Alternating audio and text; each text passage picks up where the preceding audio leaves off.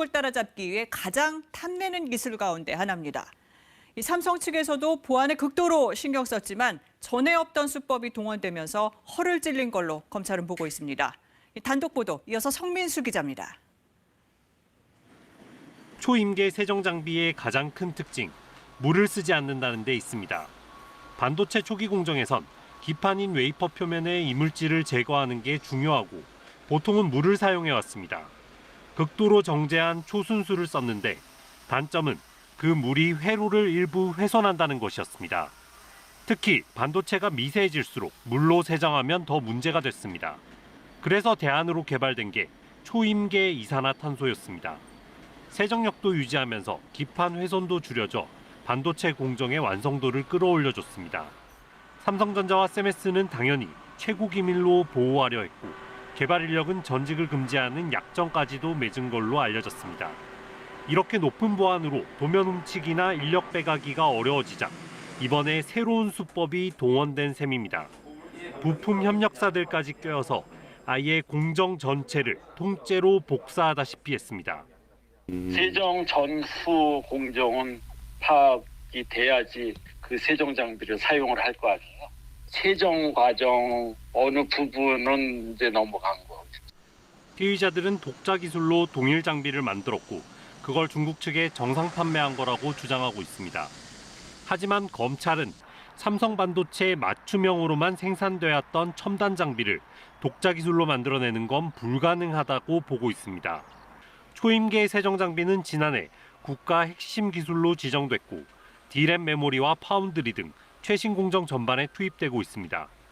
하지만 초기 개발과 유출이 진행되던 2018년도만 해도 국가 핵심 기술로는 미처 지정도 안 된 상태였기 때문에 피의자들은 핵심 기술 유출죄를 피해가고 일반 산업기술 유출 혐의만 적용받게 됐습니다. KBS 뉴스 성민수입니다. 네, 이 내용 취재한 성민수 기자에게 좀 더 자세한 얘기 들어보겠습니다. 석 기자, 지난해에도 이 기술 유출을 시도한 적이 있는 거죠?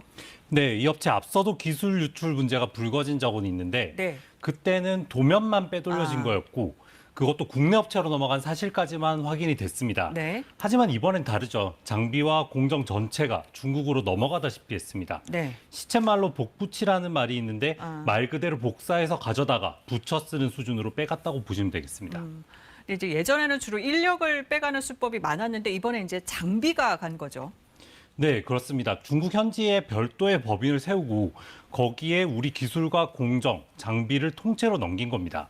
아무래도 요즘은 사람을 직접 빼가는 건 더 어려워졌는데요. 네. 기업들이 채용 계약 조건을 깐깐하게 만들고 유출 당사자에게 소송 등으로 대응하기 때문에 이제는 협력업체들을 포섭하는 새로운 수법으로 진화하고 있는 겁니다. 근데 중국은 이제 정부 차원에서 이른바 뭐 반도체 굴기 이렇게 외치면서 육성 정책을 펴왔잖아요. 그래서 조심스럽지만 개입했을 가능성도 있을까요? 정부 차원에서? 네, 그 점 검찰 수사에서 밝혀야 할 남은 과제인데요. 네. 아직까지는 중국 정부 차원의 개입이 있다 없다 단정 지을 수는 없지만 검찰은 배후에 대해서 여러 가능성을 다 열어놓고 수사하고 있습니다. 네. 참고로 중국 현지의 반도체 기업 상당수는 중국 정부나 지방 정부의 투자를 받은 그렇죠. 회사들입니다. 네. 뭐 요즘 세계적으로 반도체 공급 사태도 그렇고요. 기업들 상황이 녹록치가 않습니다. 네. 국정원 통계를 보면 최근 5년간 국내 산업 기술의 해외 유출이 100건이 넘었습니다. 100건이요? 예. 그 가운데 3분의 2 정도는 중국 쪽이랑 연결돼 있습니다. 특히 중국은 지금 미국이랑 반도체 패권 전쟁 중이잖아요. 그렇죠. 예. 그래서 미국이 글로벌 기업들을 자국에 속속 유치를 하면서 중국이 이제 독자 기술 확보에 주력하고 있습니다. 네. 그럴수록 중간에서 우리 기술을 지켜내는 일 더 절박한 과제가 되고 있습니다. 네. 오늘 여기서 정리하죠. 잘 들었습니다.